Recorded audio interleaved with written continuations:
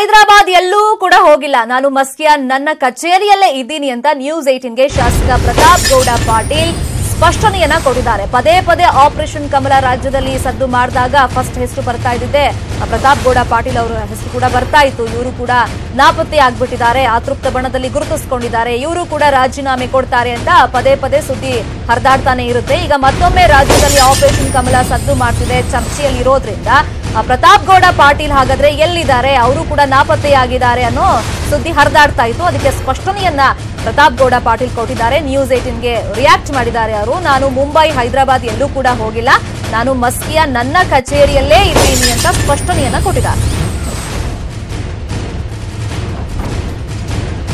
News 18ಗೆ ಶಾಸಕ ಪ್ರತಾಪ್ ಗೌಡ ಪಾಟೀಲ್ ಅವರು ಸ್ಪಷ್ಟನೆಯನ್ನ ಕೊಟ್ಟಿದ್ದಾರೆ. ಯಾಕಂದ್ರೆ ಪದೇ ಪದೇ ಇವ್ರ ಹೆಸರು ಕೂಡ ಅತೃಪ್ತ ಬಣದಲ್ಲಿ ಕೇಳಿ ಬರ್ತಾ ಇತ್ತು, ಇವರು ಕೂಡ ರಾಜೀನಾಮೆ ಕೊಡ್ತಾರೆ, ಆಪರೇಷನ್ ಕಮಲಕ್ಕೆ ಒಳಗಾಗ್ತಾರೆ ಅಂತ ಇವ್ರ ಮೇಲೂ ಕೂಡ ಒಂದು ಆರೋಪ ಇತ್ತು. ಬಟ್ ನ್ಯೂಸ್ 18ಗೆ ಅವರು ರಿಯಾಕ್ಟ್ ಮಾಡಿದ್ದಾರೆ. ನಾನು ಎಲ್ಲೂ ಹೋಗಿಲ್ಲ, ಮುಂಬೈಗೂ ಹೋಗಿಲ್ಲ, ಹೈದರಾಬಾದ್ಗೂ ನಾನು ಹೋಗಿಲ್ಲ, ನಾನು ಮಸ್ಕಿಯ ನನ್ನ ಆಫೀಸ್ನಲ್ಲೇ ಇದ್ದೀನಿ ಅಂತ ಸ್ಪಷ್ಟನೆಯನ್ನ ಕೊಟ್ಟಿದ್ದಾರೆ.